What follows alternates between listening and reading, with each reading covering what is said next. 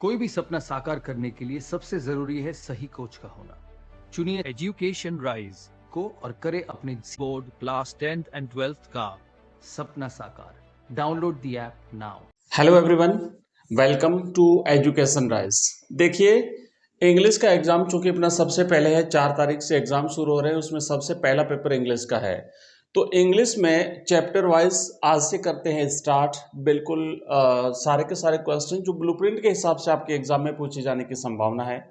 और चूंकि आपका जो प्रो सेक्शन है ना, फ्लेमिंगो बुक का, तो उसमें से किसी भी चैप्टर से एक गद्यांश आएगा, उसमें से 6 ऑब्जेक्टिव आएंगे। ठीक है, उसके बाद में उसमें से 2 प्रश्न आएंगे लघुत्रात्मक और एक प्रश्न आएगा बड़ा। तो ये किस चैप्टर से आएंगे इसका कोई तय नहीं है, वो किसी भी चैप्टर से आ सकते हैं। तो हम तो चैप्टर वाइज शुरू करेंगे। आप देखेंगे यहाँ पे डे फर्स्ट है और डे फर्स्ट में अपना पहला चैप्टर है द लास्ट लेसन। और इस लास्ट लेसन से अकॉर्डिंग टू ब्लूप्रिंट हम कंप्लीटली तैयारी करनी स्टार्ट कर रहे हैं। तो इसमें ऑब्जेक्टिव टाइप के भी करेंगे, साथ ही साथ इसमें जो प्रश्न है लघुत्रात्मक छोटे बड़े वो भी करेंगे। और इसका जो सारांश रूप में एक बार हल्का सा अपन जान लेंगे ये चैप्टर किस चीज के बारे में, तो प्रश्न का आंसर देने में आपको थोड़ा सा इजी रहेगा, सुविधा रहेगी। तो आइए करते हैं स्टार्ट और एक एक करके आपको आंसर देते जाना है जो जो प्रश्न का आंसर आपको आता है। हल्का सा थोड़ा सा जान लेते हैं, बिल्कुल जस्ट ओनली 1 मिनट में इसकी समरी जो है लेसन की उसके बारे में जान लेते हैं। और ये लेसन कैसे लिखा गया, किसने लिखा, कहाँ पे लिखा, क्या परिस्थितियां थी उसके बारे में। तो लिखा हुआ है कि द लास्ट लेसन। आप देख रहे हैं चैप्टर जो फर्स्ट है ना, इसका नाम है द लास्ट लेसन। और चूंकि यहां से भी प्रश्न बन सकता है कि what is the significance of the last lesson, मतलब ये लास्ट लेसन टाइटल जो दिया है ना, इसका सिग्निफिकेंस क्या है, ये क्यों लास्ट लेसन क्यों दिया। तो एक्चुअली ये फ्रेंच भाषा का अंतिम अध्याय था जो एम हैमेल के द्वारा बच्चों को दिया गया था, इसलिए नाम था इसका last lesson.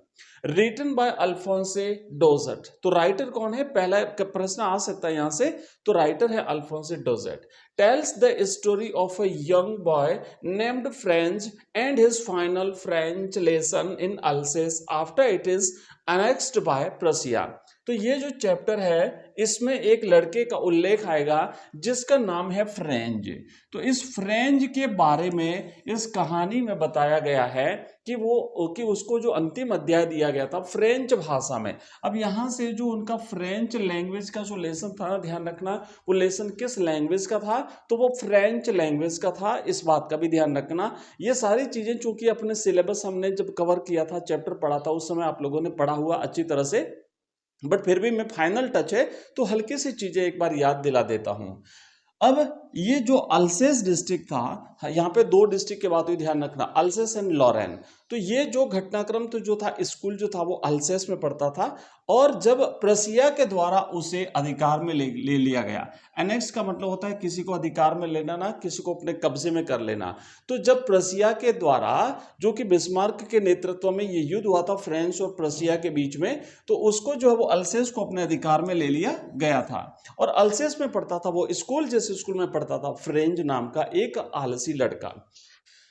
French is being replaced by German. अब उस फ्रेंच भाषा के स्थान पर चूंकि वो जर्मनी के अधिकार में आ गया था क्षेत्र, इसलिए वहां पे पढ़ाई जानी थी जर्मन भाषा as the language of instructions, making this the last lesson in French language and culture. तो ये फ्रेंच भाषा और फ्रांस की संस्कृति, कल्चर शब्द ध्यान रखना, एक प्रश्न यहाँ पे आगे आएगा। तो ये फ्रांस की भाषा और फ्रांस की कल्चर को जो है वो एक प्रकार से यहाँ पे हटा करके और उसके स्थान पे जर्मन भाषा पढ़ाई जानी थी। नेक्स्ट देखिए यहाँ पे आगे थोड़ा सा हम इसके बारे में की पॉइंट जान लेते हैं ना। इसके हल्के से की पॉइंट क्या है, पहला है हेजिटेंट फ्रेंच हिचकिचा रहा था। क्यों हिचकिचा रहा था, initially French is lazy and reluctant to go to school. आलसी था, लेट हो चुका था, पता ना पहली लाइन में कहता है कि I was let that day for school. And फिर क्या था, वो स्कूल जाना भी नहीं चाहता था, थोड़ा सा रिलेक्टेंट था।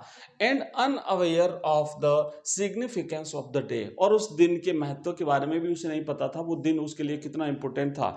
क्यों कि वो लास्ट लेसन था, वो तो जब स्कूल गया तब उसे पता चला। दूसरा अनयूजुअल एटमॉस्फेयर। अब फिर बात यहाँ पे हुई है कि उस दिन का एटमॉस्फेयर कैसा था, दिन ब्राइट था और सारी चीजें देखे ना। He finds the school unusual quiet and crowded. जब वो स्कूल पहुंचा तो स्कूल में पूरा का पूरा वातावरण बिल्कुल असामान्य था, बहुत ज्यादा भीड़ थी। With even old villagers attending, यहाँ तक कि जो पुराने जो बच्चे थे गाँव के, जो बड़े हो चुके थे, जो बुजुर्ग लोग थे, वो भी गाँव के वहां पे उपस्थित थे। थर्ड है M Hamel's solemnness. M Hamel की गंभीरता, एम हेमेल उस दिन कितने गंभीर थे। His teacher M Hamel dressed in his finest clothes, जो अपने सबसे अच्छे कपड़ों में उस दिन थे। Announce this the last French lesson, उन्होंने फिर कहा था ये मेरा अंतिम फ्रेंच भाषा का अध्याय रहेगा। और देखो इंपोर्टेंस ऑफ फ्रेंच। अब यहाँ पे फ्रेंच लैंग्वेज के इंपोर्टेंस के बारे में बताया है। अब मैं थोड़ा सा शॉर्टली आपको ये खाली पॉइंट पॉइंट बता देता हूँ, ठीक है। रिग्रेट एंड रियलाइजेशन, उसके बाद देखो फ्रेंच को पश्चाताप होता है और फिर वो वास्तविकता उसका अनुभव भी करता है, ठीक है। French now remorseful for neglecting his studies, अब उसे पश्चाताप होता है कि मैंने मेरी पढ़ाई पे ध्यान नहीं दिया। And understands the value of this language and culture, और अब अपनी संस्कृति और अपनी भाषा का महत्व उसे समझ में आता है। नेक्स्ट है इमोशनल एंडिंग, और फिर अंत में जो एंडिंग होती है उसमें वी लव फ्रेंड्स कहते हैं, वो हाथ हिलाते हैं और उनको जाने के लिए कह देते हैं। तो जो एंडिंग होती है वो भी बड़ी भावुकता के साथ होती है। The villagers actively participate in the lesson, highlighting their shared heritage and sorrow. M. Hamel, with a heavy heart, ends the lesson with a final message: "Vive la France." France जिंदा जिंदा रहे ना, फ्रांस जिंदाबाद। तो इस तरीके से ये फाइनल लेसन जो है वो कंक्लूड होता है। अब हम करेंगे एक एक करके क्वेश्चंस। आइए शुरुआत करते हैं और देख लेते हैं इसके, अच्छा थीम देख लेते हैं, हल्की सी थीम देखो। इसकी थीम क्या है? लॉस ऑफ कल्चरल आइडेंटिटी, एक संस्कृति की पहचान का खोना। दूसरा है इम्पोर्टेंस ऑफ एजुकेशन, शिक्षा का महत्व। और तीसरा है पावर ऑफ लैंग्वेज, भाषा की ताकत। कहा था ना कि भाषा कितनी ताकतवर होती है, कि जैसे मान लीजिए कि कुछ लोग जो अपनी भाषा से जुड़े हुए हैं, तो उन लोगों को अगर जेल में डाल दिया जाए तो उनकी स्थिति कैसी होगी? जैसे किसी कैदी को जेल में डाल करके उस जेल की चाबी उसी को पकड़ा दी जाए, ले भाई तेरे जेल की चाबी। तो इस तरीके से भाषा का इम्पावर, भाषा की ताकत को समझाया गया था। अब रिग्रेट एंड रिडेम्पशन, तो पश्चाताप भी होता है उन्हें। तो ये सारी चीजें यहाँ पे बताइए, और इस तरीके से होता है चैप्टर अपना कंप्लीट। अब हम करेंगे एक एक करके क्वेश्चन, आप लोग अगर आता है तो आंसर देते जाइए। पहला प्रश्न है कि who rot the last lesson. ये चैप्टर जो है, द स्टोरी जो है द लास्ट लेसन, ये किसने लिखी? इसके राइटर कौन है? अल्फोंसे डोजेट है, यहाँ पे विक्टर ह्यूगो है, या फिर जूल्स वर्न है, या फिर गाय डी मॉपासेंट है। तो अपना तो राइटर है भाई इस चैप्टर के अल्फोंसे डोजेट। याद रखिएगा, क्वेश्चन नंबर 1 का option number A is the right answer. Okay, चलिए नेक्स्ट है दूसरा प्रश्न। दूसरा प्रश्न है कि where is the story set. ये स्टोरी कहाँ बनी है, मतलब कहाँ पे लिखी है, क्या घटनाक्रम था, क्या इलाका था, क्या जगह थी? तो ऑप्शन आएगा फ्रांस था, या फिर जर्मनी, या फिर इंग्लैंड, या फिर रसिया। तो आप देखेंगे रसिया था नहीं, इंग्लैंड था नहीं। अब क्या जर्मनी हम कह सकते हैं? नहीं कह सकते, क्यों? एक्चुअल में वो फ्रांस का इलाका था, एक्चुअल में वो फ्रांसीसी क्षेत्र था, अल्सेस एंड लॉरेन। और ये प्रसिया और इसके बीच में जो युद्ध हुआ था उस दौरान घटनाक्रम का वर्णन किया गया है। तो उस फ्रांस के इलाके अल्सेस और लॉरेन पर जर्मनी ने कब्जा कर लिया था। फ्रांसीसी भाषा वहां पे बोली जाती थी, फ्रांसीसी लोग वहां पे रहते थे। तो ओवरऑल तो ये इलाका फ्रांस का था। तो इस क्वेश्चन का सही जवाब होगा ऑप्शन ए, फ्रेंच। चलिए नेक्स्ट है दूसरा question number 3। Which language was banned in the region. उस क्षेत्र में कौन सी भाषा पर प्रतिबंध लगा दिया गया था, कि अब वहां पर यह भाषा न बोल करके कौन सी भाषा बोली जाएगी? तो जर्मन भाषा बोली जानी थी, तो कौन सी भाषा पर प्रतिबंध लगाया था? जर्मन भाषा पर, इंग्लिश पर, फ्रेंच पर, या फिर स्पेनिश पर? तो देखो भाई, जो फ्रांसीसी भाषा वहां पे बोली जाती थी उस फ्रांसीसी भाषा पर प्रतिबंध लगा दिया गया था, और नेक्स्ट डे से उन्हें जर्मन भाषा पढ़ाई जानी थी। तो राइट आंसर क्या है? किस पर बैन लगाया था? फ्रेंच भाषा पर बैन लगाया गया था। अगला क्वेश्चन देखिए 4 क्वेश्चन क्या है? कि why did French initially not want to go to school. शुरुआत में फ्रेंच जो है वो लड़का जो है वो स्कूल क्यों नहीं जाना चाहता था, क्या कारण था? ही हैटेड फ्रेंच, क्या वो फ्रांसीसी भाषा से घृणा करता था? ही हैड एनदर टास्क, या फिर क्या उसके पास कोई दूसरा काम था उस दिन? नंबर थर्ड है कि ही डिसलाइक्ड एम हैमेल, या फिर वो एम हैमेल को पसंद नहीं करता था इसलिए नहीं जाना चाहता था? या फिर he thought there would be a test, या फिर उसने सोचा कि आज क्लास में टेस्ट होगा, क्योंकि एम हैमेल ने कहा था कि तुम्हें पार्टिसिपल्स पर क्वेश्चंस पूछे जाएंगे, तो इसलिए नहीं जाना चाहता था। तो करेक्ट आंसर है डी। याद रखिएगा कि उन्हें पार्टिसिपल्स पर प्रश्न पूछे जाने थे, एम हैमेल ने कहा था, और फ्रेंच कहता है कि मुझे उसके बारे में एक सिंगल वर्ड भी याद नहीं था, यानी मुझे कुछ भी याद नहीं है, तो इसलिए पहली जो स्थिति थी इसको स्कूल नहीं जाने की वो ये थी। दूसरे और कारण क्या क्या थे अगर पूछा जाता है तो ध्यान रखना, दूसरे कारण ये थे कि उस दिन जो है वो दिन बड़ा ब्राइट था, वार्म था, है ना, आसमान जो है ना, स्काई जो है वो बिल्कुल क्लियर था। साथ ही साथ जो सोल्जर्स थे, जर्मन जो सोल्जर्स थे, वो वहाँ पे ड्रिलिंग कर रहे थे, अपनी अपनी अभ्यास कर रहे थे ओपन फील्ड्स में, और साथ ही साथ जंगल के किनारे पक्षी चहचहा रहे थे, दिन बड़ा ब्राइट था, एटमॉस्फेयर बिल्कुल जो है वो उससे ऐसा था कि आज तो मैं बाहर आराम से दिन बिता लूँ, बट फिर उसने कहा नहीं मैं स्कूल जाऊँगा, और वो गया स्कूल। नंबर 5 क्या है, देखो अगला क्या है क्वेश्चन नंबर 5 कि what was unusual about M Hamel's appearance.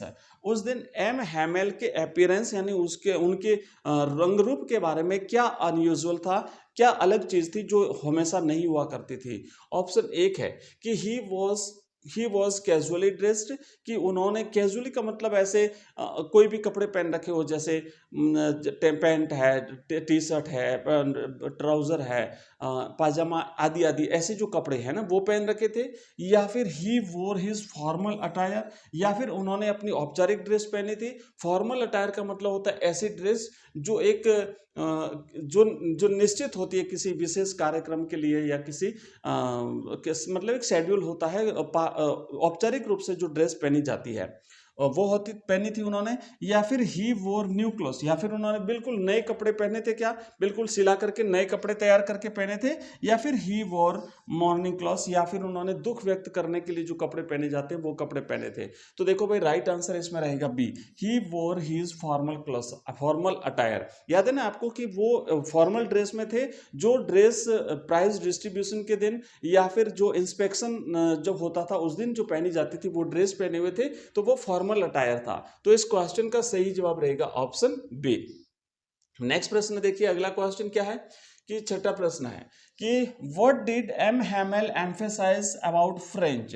वो फ्रेंच लैंग्वेज के बारे में क्या जोर देते हैं? ऑप्शन एक है कि इट्स पावर फॉर डोमिनेशन, मतलब कि इसकी किसी दूसरे लैंग्वेज को दबा देने की इसकी ताकत, या फिर its link to science and progress, या फिर इसकी साइंस और उन्नति में इसकी जो इसका जो लिंक था, कनेक्शन था उसके बारे में, या फिर its beauty and connection to culture, या फिर इस भाषा बड़ी सुंदर थी, वर्ल्ड की द मोस्ट ब्यूटीफुल लैंग्वेज, और साथ ही साथ इस संस्कृति से जुड़ाव भाषा का या भाषा का संस्कृति से लगाव उसके बारे में बात करते हैं, या फिर इट्स इवेंचुअल डिसअपीयरेंस। तो देखो भाई राइट आंसर रहेगा its beauty and connection to culture. तो ये दुनिया की उन्होंने कहा था French language is the clearest and the most beautiful language of the world.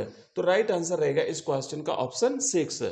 आप लोग आंसर देते जा रहे हैं ना, जो जो क्वेश्चन आपको आता है आंसर देते जाइए। एक एक चैप्टर हम कंप्लीट करते जा रहे हैं फटाफट से, बहुत जल्दी, क्योंकि अब अपने पास टाइम नहीं है। चैप्टर्स और इसके प्रो सेक्शन के भी कंप्लीट करेंगे, इसी तरीके से पोइट्री भी करेंगे, और इसी तरीके से हम करने वाले हैं अपनी विस्टास बुक को भी। कोशिश करूंगा कभी टाइम मिला तो दिन में 2 चैप्टर भी हम करेंगे, तभी कवर कर पाएंगे, क्योंकि अब हमारे पास टाइम इतना नहीं है। हमें कंपोजिशन भी करना है, ग्रामर भी करनी है, रिवीजन हालांकि हम पहले ग्रामर कंप्लीट कर चुके हैं, कंपोजिशन के काफी टॉपिक हम पहले कंप्लीट कर चुके हैं।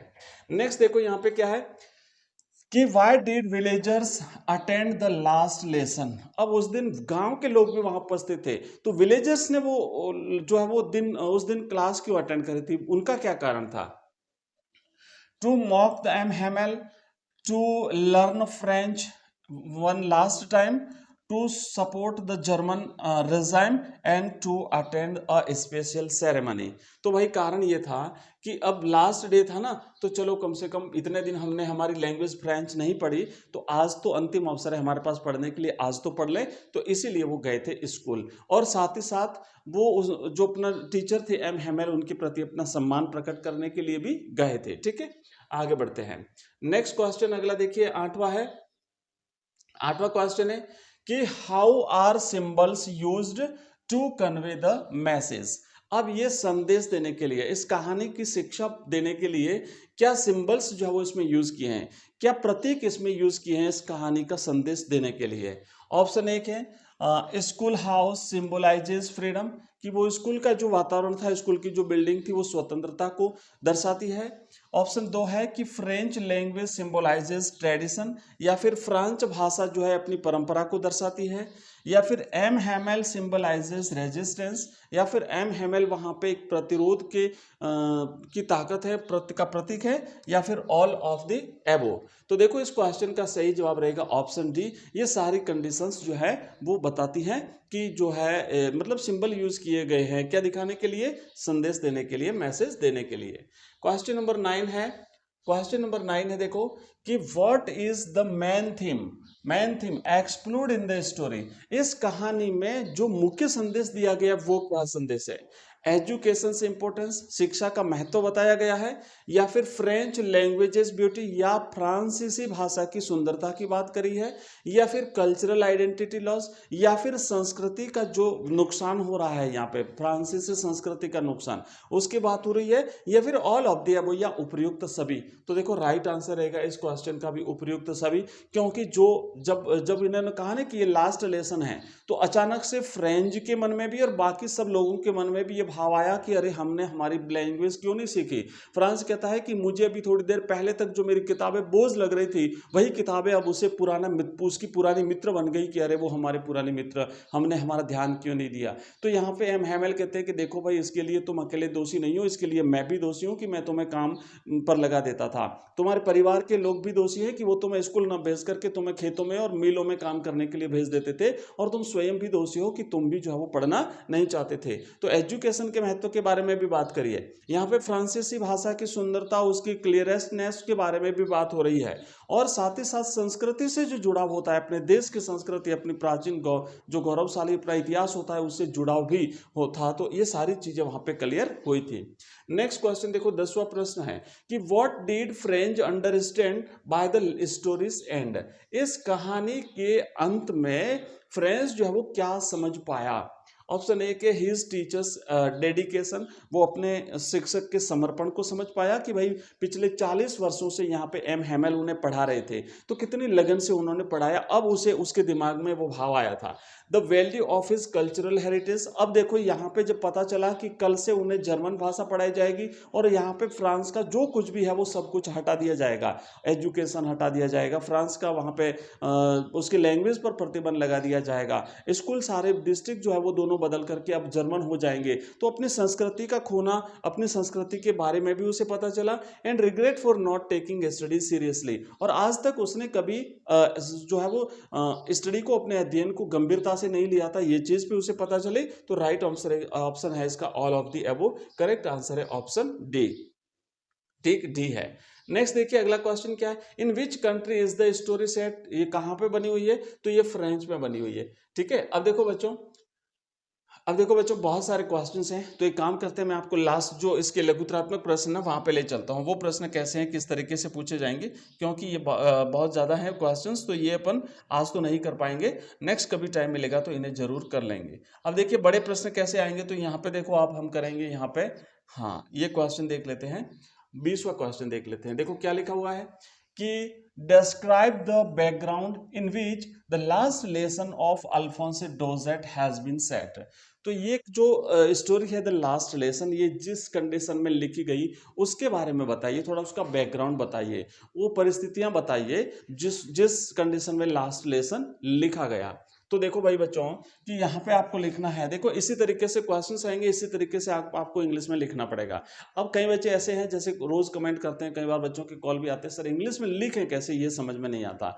तो आप ओवरऑल एक समझिए ना, वो स्टोरी पूरा खाका आपके दिमाग में होना चाहिए, प्रश्न क्या पूछा गया और आंसर क्या देना है। तो आपने जब हम इस चैप्टर को पढ़ते हैं लास्ट लेसन, तो वहां पे देखो जो अबाउट द लेसन दिया हुआ है, अध्याय के बारे में जो चीज दी गई है उसमें सारी चीजें दी गई कि भाई ये कहानी कब लिखी गई थी, क्या घटनाक्रम था, किसके बीच में युद्ध चल रहा था, कौन से क्षेत्रों पर अधिकार कर लिया जर्मनी ने, आदि आदि। तो वही चीजें आपको लिखनी है और एक एक लाइन लिखते जाइए, धीरे धीरे लिखते जाइए, बिल्कुल कवर हो जाएगा। तो कैसे लिखेंगे, ऐसे शुरू करना कि the last lesson is set in the days of the Franco Persian war 1870-71। ठीक है, ये 1870-71 के दौरान जो फ्रांस और प्रसिया के बीच में जो युद्ध हुआ था, उस युद्ध का वर्णन इसमें किया गया है। France was defeated by प्रसिया। अब ये यहाँ पे हुआ क्या था कि इस युद्ध में फ्रांस जो है वो प्रसिया के द्वारा हरा दिया गया था, और प्रसिया जिसे एक्चुअली वो जर्मनी था, जर्मनी और 3-4 जो क्षेत्र थे वो मिला करके और बिस्मार्क के नेतृत्व में जो है ये जो है वो लड़ा गया था युद्ध। By an order from Berlin, German language was imposed on the French-speaking districts of Alsace and Lorraine. अब घटनाक्रम क्या हुआ था कि इस युद्ध में जब फ्रांस की हार हुई तो बर्लिन जो कि जर्मनी की राजधानी थी, वहां से एक ऑर्डर प्रसारित हुआ था कि इन दोनों डिस्ट्रिक्ट्स में अब जर्मन भाषा पढ़ाई जाएगी। तो ये भी आपको लिखना है कि एक ऑर्डर पारित हुआ था, और वो ऑर्डर बुलेटिन बोर्ड पे आपने देखा, जब फ्रेंच स्कूल जा रहा था तो काफी लोगों की भीड़ थी, और उस वो भीड़ जो पढ़ रही थी, तो फ्रेंच कहता है ना कि पिछले 2 वर्षों से हमारी सारी बैड न्यूज जो है वो यहीं से मिले थे। The last lesson describes how a teacher in Alsace M. Hamel, his students and the villagers react to this shocking news. अब इस कहानी में यह बताया गया है कि वो जो न्यूज आती है तो उसके बाद में उस गांव के बच्चे और साथ ही साथ उसके टीचर एम हैमेल और गांव के जो विलेजर्स हैं, बूढ़े जो बड़े लोग हैं, वो सभी किस तरीके से रिएक्ट करते हैं, किस तरीके से प्रतिक्रिया देते हैं, इस सारी घटनाओं का वर्णन इस चैप्टर द लास्ट लेसन में किया गया है। तो ऐसे आपको आंसर लिखना है। आइए नेक्स्ट क्वेश्चन की तरफ बढ़ते हैं। अगला देखो प्रश्न क्या लिखा हुआ है। अगला क्वेश्चन लिखा हुआ है कि what changes did the order from Berlin cause in school that day. उस दिन स्कूल में क्या परिवर्तन हुए, किसके द्वारा, वो जो बर्लिन से आदेश आया था, उस आदेश के बाद। आदेश क्या आया था कि कल से जो है वो यहाँ पे जर्मन भाषा पढ़ाई जाएगी, ये ऑर्डर आया था। तो क्या क्या परिवर्तन होते स्कूल में, सोचो तो देखो कि the order from Berlin caused a great डिसमे in the school that day. तो बर्लिन से जो आदेश आया था, उस आदेश ने उस दिन स्कूल में बहुत सारी चीजें बदल दी थी।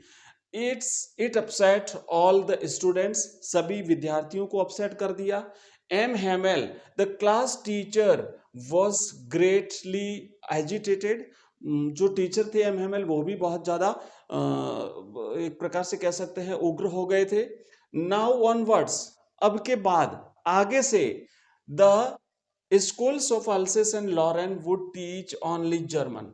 और ऑर्डर में यह भी लिखा था कि इस आदेश के बाद में यहाँ पे ओनली केवल जर्मन भाषा पढ़ाई जाएगी अल्सेस और लॉरेन दोनों डिस्ट्रिक्ट्स के स्कूल्स में। It was their last lesson in French, इसीलिए ये फ्रेंच भाषा का इनका अंतिम अध्याय था। From the next day they would be taught the language of their new master, और आगे से उनके नए मालिक जर्मनी की भाषा जर्मन इनको पढ़ाई जाएगी। ऐसा ऑर्डर आया था और ऐसा सब कुछ वहां पे प्रतिक्रिया हुई थी, बदलाव हुआ था, ये सारी कंडीशंस उस दिन स्कूल में हुई थी। अब देखो नेक्स्ट क्या है कि what did French see when he passed in front of the town hall on the way to school. अब आप वो सारी कंडीशंस याद करो कि जब फ्रेंच स्कूल जा रहा था और अपने रास्ते जाते वक्त जब वो टाउन हॉल के बाहर सामने से गुजरा तो वहां पे क्या दृश्य उसने देखा था, उसका वर्णन करना है। तो भाई देखो हम देखेंगे कि French passed the town hall on his way to school. वो स्कूल जा रहा था तो टाउन हॉल के सामने से गुजरा। There was a great crowd in front of the bulletin board.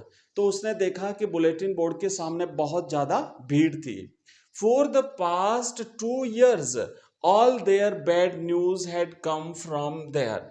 अब वो सारी चीजें याद करता है, इतनी भीड़ है, और फिर वो कहता है कि पिछले 2 वर्षों से हमारे लिए जो बुरी खबरें आई है वो बिल्कुल इसी बुलेटिन बोर्ड से मिली है, हमें यहीं से प्रसारित हुई थी।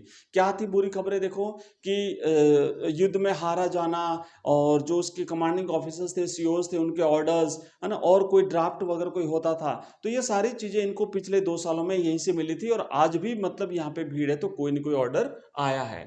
The people generally thronged there to hear the latest news। Actually लोग वहां पे क्या इतनी भीड़ इकट्ठी क्यों होती थी उस बुलेटिन बोर्ड पे? कोई ना कोई लेटेस्ट क्या खबर आई है ये जानने के लिए लोगों की भीड़ वहां पे लगती थी।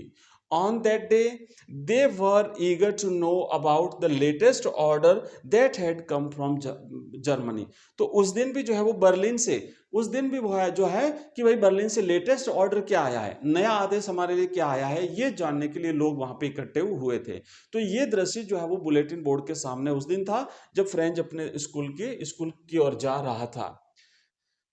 अगला क्वेश्चन देखो, नेक्स्ट क्वेश्चन है कि how was the seen in the school in the morning of the last lesson different from the other days. अब आपको बताना है कि जब वो स्कूल गया तो दूसरे दिनों की तरह उस दिन विद्यालय में अलग चीजें क्या थी, दूसरे दिनों से भिन्न, उस दिन सब कुछ अनयूजुअल क्या था स्कूल में, वो बताना है। तो एवरीथिंग वाज अनयूजुअल, कि जैसे रोज जो है वो वहां पे हसल एंड बसल हुआ करता था, बच्चे शोरगुल करते थे, बाहर से ही उन्हें सुना जा सकता था। आज ऐसा बिल्कुल भी नहीं था, बिल्कुल शांत था, जैसा संडे मॉर्निंग को विद्यालय हुआ करता है वैसी शांति थी। और वहां पे दूसरी सबसे विचित्र बात थी कि एम हेमेल जो है वो अपनी फॉर्मल यूनिफॉर्म में थे, और भी विचित्र बात थी कि गांव के बड़े बुजुर्ग लोग भी उस दिन क्लास की पिछली जो बेंचें थी वहां पे बैठे थे। तो ये सारी चीजें जो है वो परिवर्तन हुआ था। तो क्या लिखना है कि the seen in the school was different from that of other days. School का पूरा सीन विद्यालय के दूसरे दिनों की बजाय बिल्कुल भिन्न था। The usual hustle and bustle of the morning hours was totally absent। सामान्यतया स्कूल में जो शोरगुल हुआ करता था, हसल एंड बसल का मतलब होता है शोरगुल होना, वो उस दिन बिल्कुल भी नहीं था, पूर्ण रूप से शांति थी। It was their last lesson in French. ये फ्रांसीसी भाषा का उनका अंतिम अध्याय था। German was going to be impose on them from next day. अगले दिन से उनके ऊपर जर्मन भाषा थोपी जानी थी। Hence all students and even the village elders had gathered there. इसलिए वो सारे विद्यार्थी और साथ ही साथ गांव के जो विलेजर्स थे, बड़े लोग थे, वो भी वहां पे इकट्ठे हुए थे। Everybody was shocked and stunned. तो प्रत्येक व्यक्ति एक प्रकार से कह सकते हैं चकित था, अचंभित था, चौकन्ना था, और काफी सीरियस भी था। ठीक है, चलिए ये हुआ 23rd क्वेश्चन। 24 है कि how did M Hamel give the shocking news to the students and the villagers and with what effect. अब बताइए कि एम हेमेल जो क्लास टीचर थे, उन्होंने लैंग्वेज जो टीचर थे, उन्होंने क्या शॉकिंग न्यूज बच्चों को और गांव के बड़े लोगों को दी थी और क्या प्रभाव पड़ा था। तो हमें पता है कि the new order from Berlin shocked and stunned even the village elders. उन्होंने कहा कि बर्लिन से जो ऑर्डर आया था ना, उस ऑर्डर ने इन सभी लोगों को एक प्रकार से अचंभित कर दिया था, आघात पहुंचाया था। They sat on the back benches to show their respect to M. Hamel। इसीलिए वो गांव के लोग एम हेमेल के प्रति अपना सम्मान प्रदर्शित करने के लिए स्कूल की जो क्लास की जो बैक बेंचेस थी, पिछली जो सीटें थी, वहां पे बैठे थे। क्यों सम्मान प्रदर्शित करने के लिए? कि पिछले 40 वर्षों से, अब ये प्रश्न भी पूछा जा सकता है कि पिछले 40 ईयर्स से एम हेमेल ने यहाँ पे अपनी सेवाएं दी थी, और अब एम हेमेल को यहाँ से जाना पड़ेगा क्योंकि अब वो यहाँ पे नहीं पढ़ा सकते, अब यहाँ पे जर्मन भाषा पढ़ाई जाएगी। तो ये उनके एम हेमेल के प्रति सम्मान प्रदर्शित करने के लिए लोग यहाँ पे इकट्ठे हुए थे। M Hamel spoke in grave and gentle tone. बड़ी गंभीर और विनम्र आवाज में वो बोले। He made it clear that it was their last lesson in French. All the school of Alsace and Lorraine would teach only in German। तो उन्होंने कहा एमएमएल ने कि भाई ये हमारा अंतिम अध्याय होगा। अल्सेस और लॉरेन डिस्ट्रिक्ट के जितने भी स्कूल्स हैं उन सब स्कूल्स में अब केवल जर्मन भाषा पढ़ाई जाएगी। ठीक है, और देखिए अंतिम क्वेश्चन है आज की इस क्लास का इंग्लिश का चैप्टर फर्स्ट का। क्या क्या लिखा है कि how does M Hamel pay a tribute to the French language. M Hamel ने फ्रांसीसी भाषा के प्रति अपना सम्मान कैसे प्रदर्शित किया। तो देखो, M Hamel declared that French was the most beautiful language of the world. M Hamel ने ये कहा कि फ्रांसीसी भाषा दुनिया की सबसे सुंदर भाषा है। It was the clearest and the most logical of all language. उन्होंने ये भी कहा कि ये बिल्कुल क्लियर है, स्पष्ट भाषा है और साथ ही साथ दुनिया की सबसे लॉजिकल तार्किक भाषा भी है। He asked the people to guard it among themselves and never forget it. उन्होंने लोगों से ये कहा था, जो गांव के लोग उपस्थित थे उनसे, कि आप अपनी मातृभाषा की रक्षा करिए और कभी इसे भूलिए मत। उन्होंने आगे कहा था, as long as people are hold fast to their language they have the key to freedom. उन्होंने कहा था कि जो लोग अपनी मातृभाषा से जुड़े हुए हैं तो वो बिल्कुल स्वतंत्रता से जुड़े हुए हैं। ये बात भी उन्होंने कही थी कि जैसे जेल में डालना चाबी वाली घटना आप सबको याद है, वो कहा था। तो बच्चों, ये थी हमारी आज की फर्स्ट, ये हालांकि लास्ट लेसन है फ्रेंसीसी भाषा का, बट अपनी थी फर्स्ट क्लास। ये थी अपना पहला चैप्टर था इंग्लिश का, और इसी तरीके से एक एक चैप्टर हम बिल्कुल कवर करेंगे। आप इसमें क्या सुझाव देना चाहेंगे? आप क्या सुझाव मतलब आपको क्या पढ़ना है, आप किस तरीके से कौन सा टॉपिक पढ़ना चाहेंगे? मैं यहाँ पे एवरीडे पर दिन हम एक एक चैप्टर इस तरीके से कंप्लीट करेंगे। आपका सारा का सारा कोर्स एग्जाम से पहले बिल्कुल कंप्लीट करवाने की मैं पूरी कोशिश करूंगा। आप लोग लगातार पढ़ते रहिए, और ये जो हम ऑब्जेक्टिव टाइप के जो क्वेश्चंस करेंगे, है ना, इसके बाद इस प्रकार के बड़े क्वेश्चंस भी करेंगे। थोड़ा सा एग्जाम जो चैप्टर होता है उसके बारे में हल्का सा अपन जानेंगे, समझी, ताकि एक बार आपका रिवाइज हो जाएगा पूरा। आपको दिमाग में जो चीजें विस्मृत हो जाती है, अगर आप टाइमली रिवीजन नहीं कर पाते हैं, तो वो एक रिवीजन भी हल्का सा अपना हो जाएगा। ठीक है, तो ऐसे करके हम सारा का सारा ये चैप्टर्स कवर करेंगे। अब मैं आपको बता दूं कि इसका क्या हुआ है कि हमने एक प्लेलिस्ट बनाई है ना। इसकी मैं एक प्लेलिस्ट बना देता हूं, ठीक है, प्लेलिस्ट। तो ये प्लेलिस्ट में आपको जो है ना, ये सारे जो चैप्टर हैं इस प्लेलिस्ट में चैप्टर फर्स्ट से लेकर के और सारे के सारे चैप्टर्स आपको मिल जाएंगे। ठीक है, क्योंकि ये तो फर्स्ट है, और आने वाले जो सारे चैप्टर्स हैं इस रिवीजन क्लास के, इस कैप्सूल सीरीज के, वो सारे के सारे इसी प्लेलिस्ट में आपको मिल जाएंगे। इसके अलावा हमारे कंप्लीट कोर्सेज भी हैं, जैसे हिंदी कंपलसरी का हमारा कंप्लीट कोर्स है, इसी तरीके से इंग्लिश कंपलसरी का हमारा पूरा कोर्स है। ये कोर्स ओनली 99 रुपए के हैं। एक कोर्स जिसमें इसके नोट्स पीडीएफ के रूप में मिलेंगे आपको, वहां पे वीडियोस भी मिलेगा, एमसीक्यूज टाइप के क्वेश्चंस हैं, ऑब्जेक्टिव प्रश्न, टेस्ट सीरीज भी हैं। ठीक है, ये ओवरऑल क्लास जिसमें कंपोजिशन, हिंदी में ग्रामर, सब कुछ यहाँ पे शामिल किया हुआ है। इसके अलावा अगर आप आर्ट्स के स्टूडेंट हैं तो हमारे पास ज्योग्राफी का कोर्स है, हिस्ट्री का कोर्स है, पॉलिटिकल साइंस का हमारा कोर्स है। साथ ही साथ ये जो सब्जेक्ट है इनके कंप्लीट कोर्सेज भी हैं, और ओनली अगर आप नोट्स चाहते हैं तो केवल 11 रुपए में हम नोट्स भी अवेलेबल कराते हैं। ये सारी चीजें आपको हमारे इस ऐप में मिलेगी। आप देख रहे हैं ये लोगो जो आपको दिखाई दे रहा है, ये हमारा ऐप है, एजुकेशन राइज नाम से है, EDUCATION, एजुकेशन राइज, RISE।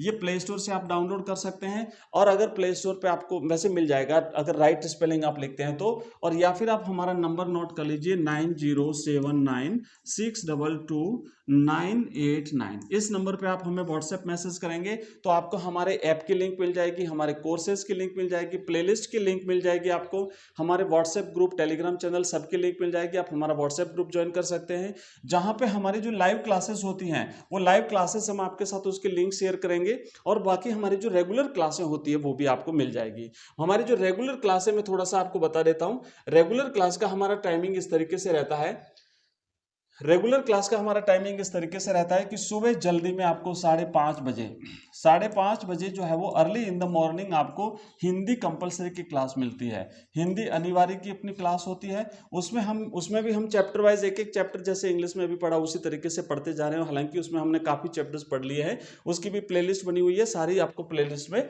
मिल जाएगा। इसके अलावा मैं आपको बता देता हूं कि हमारे 7 बजे जो है वो इंग्लिश की क्लास आती है, एवरीडे 7 बजे इंग्लिश कंपलसरी की। फिर शाम को 6:30 बजे अपनी जो है वो हिंदी साहित्य की क्लास आती है। तो तो या तो हिंदी साहित्य या फिर वहाँ पे जो है वो हिस्ट्री, इतिहास, ये दोनों में से एक क्लास एवरीडे वहाँ पे रहती है। ठीक है, उसके बाद फिर 7 बजे अपनी होती है राजनीति विज्ञान की लाइव क्लास होती है, और 8 साढ़े 8 बजे जो है वो जियोग्राफी की अपनी लाइव क्लास जो है वो होती है। तो ये क्लासेस का टाइम रहता है। ठीक है, इसी तरीके से हम आपके बिल्कुल एग्जाम तक लगातार आपकी हेल्प करते रहेंगे। मिलते हैं अगले क्लास में, तब तक के लिए जय हिंद, जय Bharat, thank you very much.